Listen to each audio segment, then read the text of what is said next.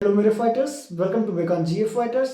तो कक्षा 10वीं के विद्यार्थी के लिए लेकर के आ गए हम एक और नया लेक्चर, जिसमें हम आप सभी को बताने वाले हैं फायर एंड आइस चैप्टर का सेंट्रल आइडिया। बहुत ही आसान शब्दों में ये सेंट्रल आइडिया हम आपको समझाने वाले हैं। तो बिना देरी के हुए हमारे चैनल जीएफ फाइटर्स को सब्सक्राइब करें।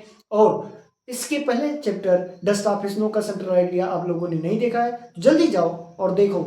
तो चलिए स्टार्ट करते हैं। The poet equates fire with desire and ice with hater. Both of these are growing with enormous speed. If we don't check them from growing, the world will be perish. So we must retrain our desire and love fellow beings. The poet equates. The poet means कवि equates समझाता है या मानता है। The poet equates कभी मानता है fire with desire.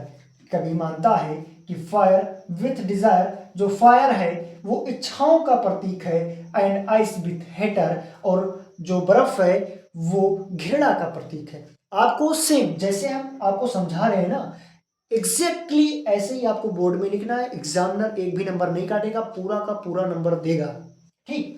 The poet equates कभी मानता है फायर विथ डिजायर कि फायर यानी आग इच्छा का प्रतीक है, एंड आइस और बर्फ घृणा का प्रतीक है। Both of these are growing.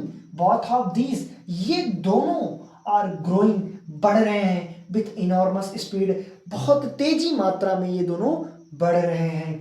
If we don't check them from growing, if we don't, यदि हम, if we don't, we if we don't check them, यदि हम आप उनको नहीं नियंत्रित करते हैं, फ्रॉम ग्रोइंग, बढ़ने से, यदि हम उनको बढ़ने से नहीं रोकते हैं, the world will be Paris, संसार है, ये दुनिया समाप्त हो जाएगी। सो वी मस्ट रिट्रेन, सो इसलिए वी मस्ट, हमें चाहिए, रिट्रेन भुलाना, अवर डिजायर, अपनी इच्छाओं को, और इसलिए हमें अपनी इच्छाओं का बलिदान कर देना चाहिए या भूल जाना चाहिए, एंड लव, और प्रेम करना चाहिए, फेलो बिगिंस, अपने चाहने वालों से, अपने आसपास के लोगों से हमें उनसे क्या करना चाहिए, प्रेम और स्नेह रखना चाहिए, है ना। तो फायर एंड आइस नामक चैप्टर, जिसका सेंट्रल आइडिया हमने आप सभी को बहुत ही आसान शब्दों में समझाया। कमेंट बॉक्स में बताइए इस चैप्टर का सेंट्रल आइडिया क्या आपको भी समझ में आया। यदि आपने इसके पहले डस्ट ऑफ स्नो चैप्टर का सेंट्रल आइडिया नहीं देखे तो जल्दी जाइए और देखिए, क्योंकि ये सेंट्रल आइडिया कक्षा 10वीं के विद्यार्थियों के लिए बहुत ही मोस्ट इंपॉर्टेंट होता है ना।